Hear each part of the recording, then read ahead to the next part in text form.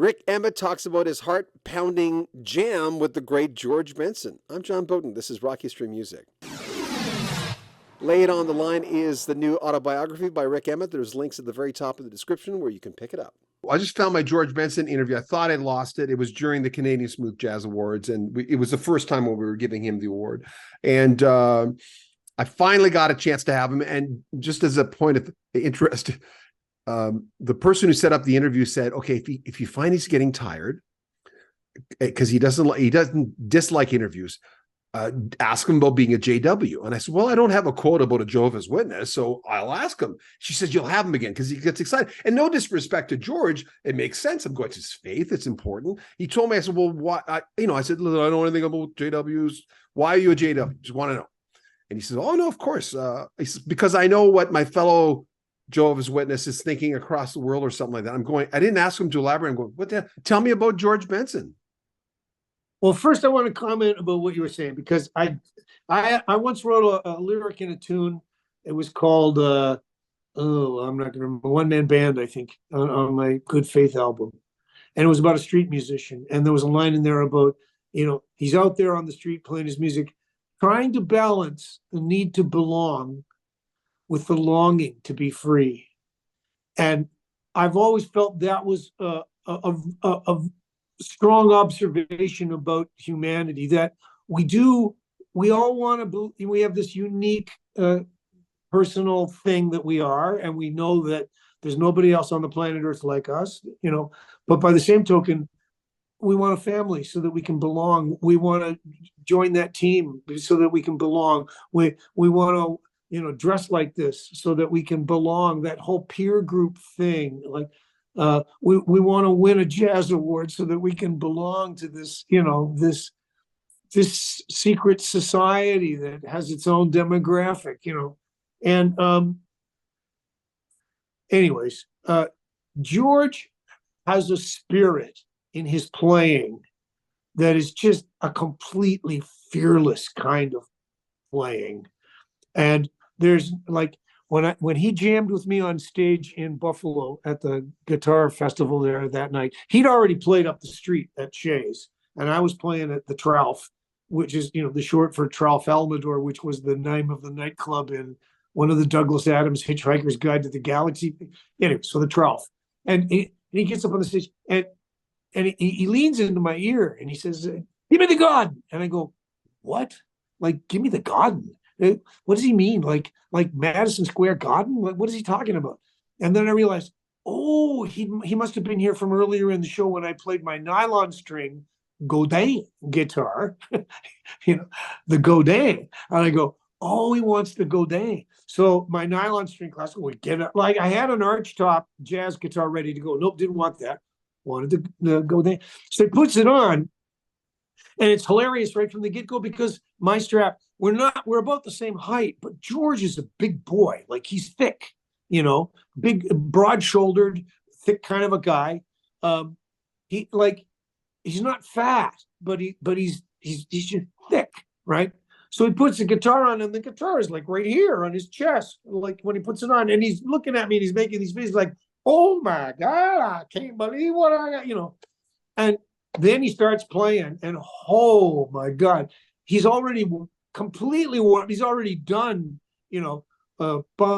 Broadway. He's already done, as the encore thing for his own show, and played the shit out of it, probably, So when he gets to my thing, he's already liquid mercury, gets the guitar on and he starts doing the tune, and he's just frying the guitar, like he's just killing it, and it's so great. And I'm going, oh man, I can't believe I'm on stage with George Benson. Hey, George Benson is playing my guitar. Hey, look, George Benson is looking at me and winking. Hey, it was crazy. It was unbelievable.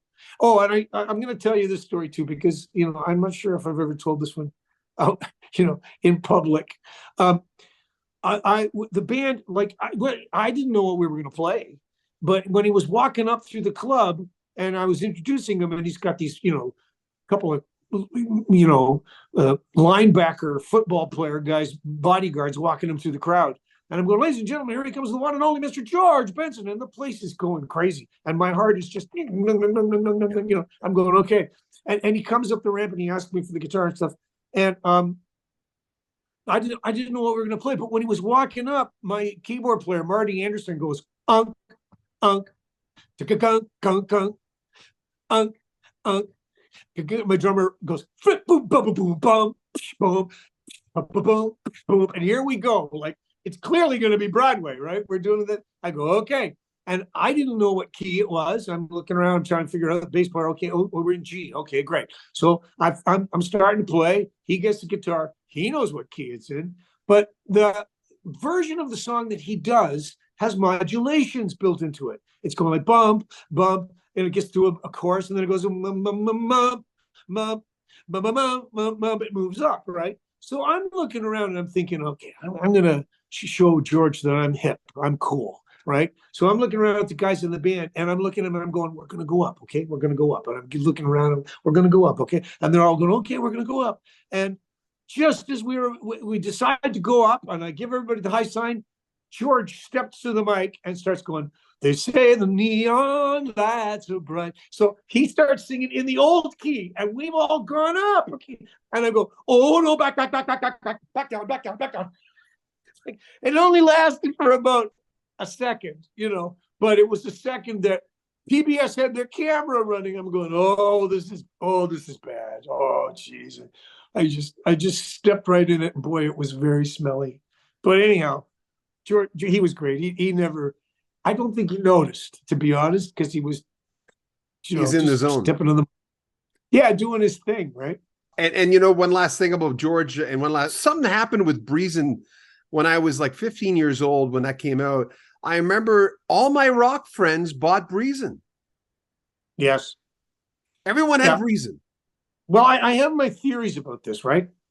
And I've been dealing with this all my life of guitar heroism, the virtuoso guitarist, which is a thing that exists in our culture. And especially because at a certain point in time, there was Hendrix and Clapton, and to a slightly lesser degree, Beck and Page, right? The Yardbirds guys and Hendrix, those four guys. And they established something that became a meme for all of the music industry in all the countries of the world for the rest of time. Guitar heroism, you know. And so in the wake of that, you had guys like Steve Vai, Joe Satriani, Yngwie Malmsteen. You know, you can just keep naming names, and they're essentially guitar heroes, you know. And they become they're not mainstream. They never have, you know, hit songs on the top 10, but they have fantastic careers and they do really, really well. Okay, so that kind of leaks over because there was always a world where there was, you know, the jazz guitar, the downbeat poll, you know, who would get the downbeat critics poll, and Benson would win. You know, he was barely out of his teens when he started winning that thing, right? So he already had a reputation that made him, in a cult way, he was the man. You know, he was the guitar hero of the guitar heroes in that genre. And everybody knew that they should be respecting. Here in Canada, Eddie Bickert, I don't think I should say Eddie because no one called him Eddie. Edmund, Mr. Bickert, and Lenny Breau and those kinds of folks, you know, like they didn't sell a lot of records, but everybody respected who they were. And then Benson was one of those kind of guys, except on a global scale.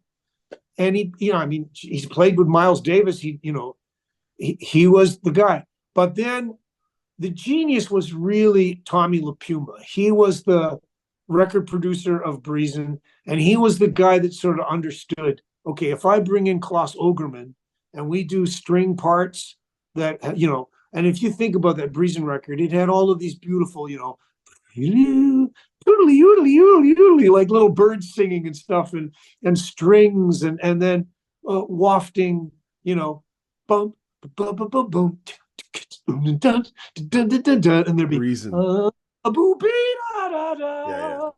You know, these melodies that were just like, and Tommy and Klaus made that happen.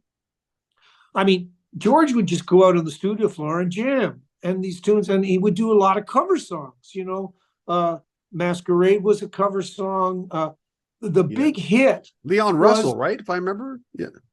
Yeah, yours, yeah, and Masquerade. But the one that was a big hit, it was a Gabor Jabot tune from, and he was this kind of jazz guy. But Tommy and George figured out, oh, we'll do an arrangement like this, and this could be it could be a hit single, and it was.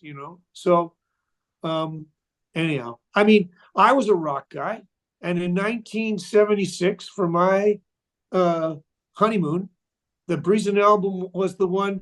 And I don't know if you ever did this, but you put the record on, and when it's playing, if you lifted that arm that could hold all the albums together that we're going to drop, and you just moved it back, it would just play the same album over and over and over and over. So that's what my wife and I did for the side one of the Breezin album when we were upstairs in the bedroom on our honeymoon.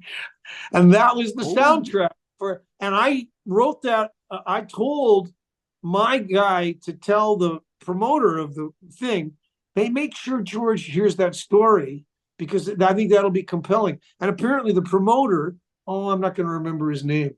He was the guy that ran the PBS station, Dawn something. Anyhow, he wrote it on a note and stapled it to the check that Benson was going to get paid with that night, his road manager. So the road manager gets the check, but it's got a staple in it with this note that says, hey, Rik Emmett's playing up the street. Breezin was his, honeymoon record. George should go up and jam with the guy, And so George did, so. Lay It on the Line is the new book from Rik Emmett. It's an amazing book. It's more about life than it is really about Triumph, but there's a lot of juicy Triumph stories, a lot of great fan stories on there.